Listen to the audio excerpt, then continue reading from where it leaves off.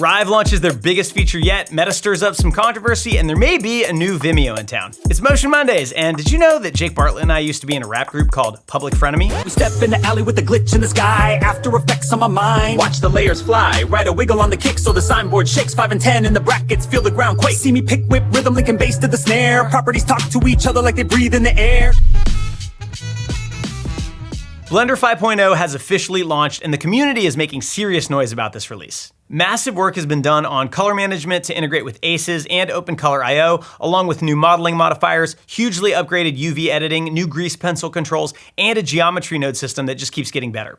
A few weeks ago, we dropped a video showing off 10 awesome new features, but if you want the deep dive, Blender's YouTube channel has a nearly 1-hour walkthrough. It really blows my mind how good Blender has gotten, especially this year. The development team doesn't seem to be slowing down at all. Some of these new features in 5.0 are starting to replicate functionality that keeps a lot of Cinema 4D users locked into C4D, namely the MoGraph tools. So I have a question for Cinema 4D users. What would it take for you to actually work in Blender? Are there specific features you'd need, or is it really just a matter of not wanting to go through the pain of developing brand new muscle memory? I'm genuinely curious, so leave a comment below. Do you remember the heyday of Vimeo? Back when motion designers checked it daily to find the coolest work, staff picks really meant something, and channels like Wine After Coffee curated the best of the best. Well, over the years, Vimeo has become, frankly, bloated, increased pricing, and kind of made it overkill for a lot of motion designers. Nothing has recaptured that early magic from 10 or 12 years ago. If you pine for those olden days, I have good news. My friend Tyler Williams, founder of Motion Array, has launched FrameRate, a new video hosting service for creatives. They're looking for beta members to help build the next generation of video hosting for artists. Built to enable curation, discovery, and with respect for artists, they're promising explicit protection against AI training, there's time-coded feedback, and customizable embeds. It's an artist-first platform aiming at trending discovery, focused on filmmakers, animators, visual effects artists, and editors. My favorite feature is the ability to select an animated preview segment for your upload. You set exactly which portion becomes the animated thumbnail on your portfolio. There are also tons of branding options, including gradient support for controls, which I haven't seen elsewhere. Tyler has invited the School Motion community to apply as beta testers. Just go to framerate.tv, join the list, and paste a link to your portfolio. If selected, they'll send you an access code. There's no pricing announced yet, but given Tyler's history, I know he's trying to make this accessible. If you join the beta, you can hop into the Discord to help shape the platform. If you asked artists today where they find inspiration, you'd get 50 different answers. 12 years ago, everyone would have said Vimeo. I love this attempt to bring that magic back, so check out framerate.tv and let us know what you think. Our Black Friday deal, the biggest sale of the year, is still on until this Wednesday, December 3rd at 5 p.m. Eastern. You can get 25% off an annual subscription to All Access, which gives you every course we make, including new ones coming in 2026. Unlimited critique on all coursework, verified credentials, community access, and monthly live workshops and portfolio reviews. There is literally no better way to learn motion design. We are hyper-focused on the future of the industry and teaching skills that will be in demand for years to come. Also on December 11th, we are hosting Audrey Havey for our monthly member workshop. This one is about motion design in video games and esports.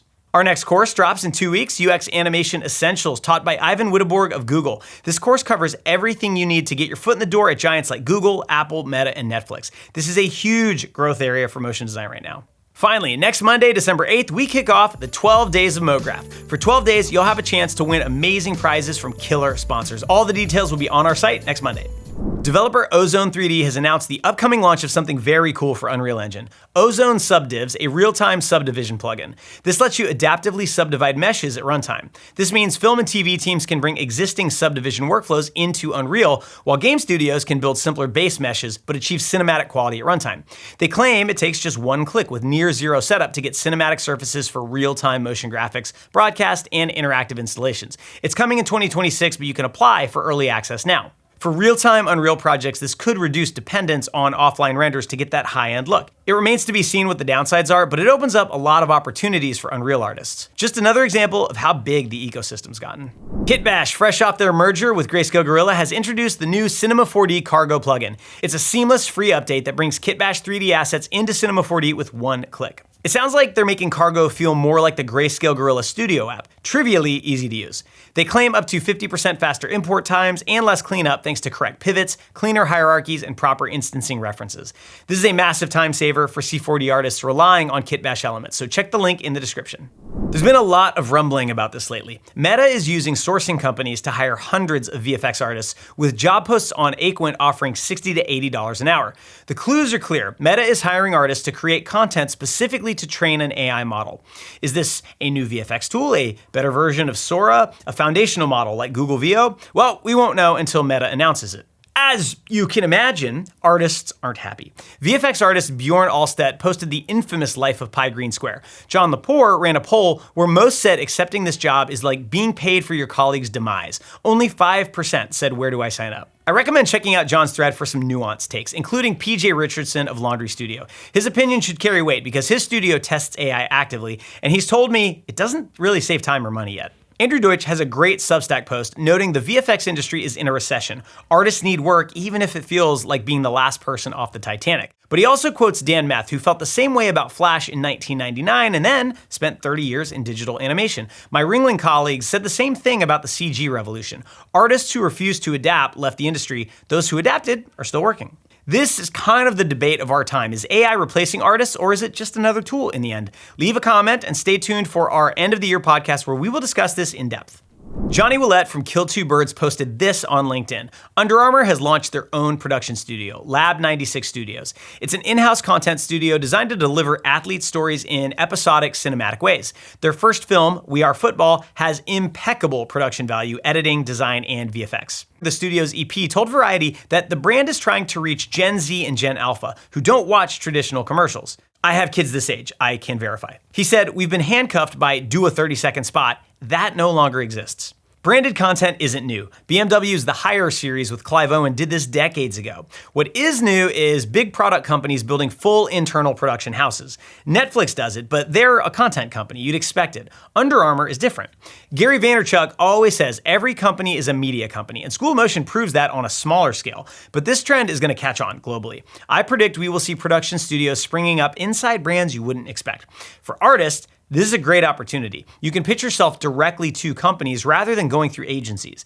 If this trend mirrors the branded content boom of 20 years ago, brands will need filmmakers, editors, designers, animators, and VFX artists in-house. History doesn't repeat, but as they say, it rhymes. Time to showcase some amazing work. Our friends at Colosseum are showing off work for the Dallas Wings WNBA team. Founder Connor Hankel walks us through the After Effects setup using a clever series of blurs and effects to get kind of a lens-whacking look on the typography with control over the colors. It's the kind of compositing trickery that I love to see applied to motion design. EJ shared this brand film from Multra, a Japanese studio he met out there recently. This gorgeous piece showcases 1,000 techniques with beautiful design cohesion. I love the mix of graphic and realistic imagery, 2D and 3D and tons of texture. You can tell this studio has found its special sauce. The one and only Buck posted a breakdown of the Duncan Munchkins holiday campaign. The hero spot is vintage Buck, impeccable character animation, lighting, and rendering. It's destined to be a classic. Buck also designed the packaging and cups, proving what happens when you hoard world-class talent. You can execute entire campaigns across every medium. Already Been Chewed dropped another banger for the Nike Air Max 95,000. True to form, it features incredible 3D work with intricate Houdini simulations. What I love is how they keep the energy really high in the camera moves in the edit. Every shot feels like a roller coaster. Finally, a project amplified by Rive CEO Guido Rosso. Artist Philippe Van Dalem used Rive and an Arduino, a small computer, to create a live information display for a foosball table. The Arduino detects physical gameplay and triggers live animations on a screen. This showcases why Rive is a big deal. Animators can design and prototype complex, interactive, video game-like experiences without needing a dev team. And here's some huge Rive news. Rive has officially launched their scripting tool with an AI coding agent in early access. You need to be a paid member to download the early access version, but the demos are incredible. This changes what is possible in Rive. You can now combine animation, interaction, and state machines with actual code. If you can code it, Rive can render it in real time. The biggest thing missing from Rive compared to Flash was built-in coding. Now they have it, using Luau, a very performant language used by Roblox. And if it works for Roblox's massive worlds, it's gonna work for your project. Don't know Luau? Well, you don't have to. Rive includes an AI agent where you can just describe what you want in plain English and it writes the code for you. It can even debug itself. This is incredible. No other tool combines a full animation app, state machine, and vibe coding platform seamlessly. The team has even shown proofs of concept where they run full games, even Doom, inside of Rive. Jeff McAvoy also showed how scripting unlocks effects like path deformation that were previously impossible. Plus, they added multi-touch support for runtime. I'll say it again, Rive is the most important tool for motion designers in the last decade. With scripting, it's the new Flash, but better. This will explode adoption with developers, creating massive demand for designers who know Rive. If you've been sleeping on this, wake up.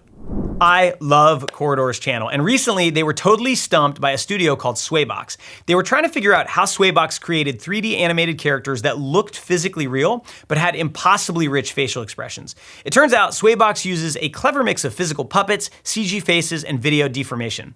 It looks like nothing I've ever seen, sort of like Leica, but without the stop motion. I'm embarrassed to admit I hadn't heard of them, but they're real. From 2017 is insane. I totally get why Corridor was flipping out. It's a combination of techniques that creates a never seen this before vibe. Check out their reel for some serious inspiration. Our student of the week is Kyle Paulse, a graphic designer from Cape Town, South Africa. Kyle is currently tackling the daunting Advanced Motion Methods class with Sander van Dyke. He recently completed the Focus.io project, which challenges students to use cuts and reinforcing movement to create flow across multiple shots. This is where motion design gets hard, choreographing elements to make the whole piece feel cohesive, and Kyle did an amazing job. He told us, from After Effects Kickstart to Animation Bootcamp and now Advanced Motion Methods, every course has challenged me and expanded my toolkit. Kyle, your work has come a long way, and I can't wait to see your final project. Meta has released a 3D version of SAM, Segment Anything Model. It lets you select an object in a still image, extracts it, and creates a pretty darn good 3D model, even guessing the occluded parts that you can't see. It creates much cleaner meshes than the typical AI mess, and it can even extract humans with a bone structure matching their pose. You can try the demo on Meta's site. I tested it on this digital scale. It took about 8 seconds and spit out a solid model. It still had some lighting baked in, but the geometry looked pretty clean. The Create 3D Bodies model is even wilder. It automatically finds people, models them, and builds their bone systems. You can't manipulate the bones yet, but it's a huge step forward.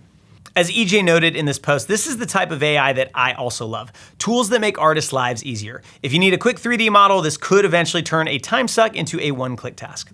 Adobe launched a new free iPad app called Project Aqua with the tagline, "Made with love by parents at Adobe for our kids and yours."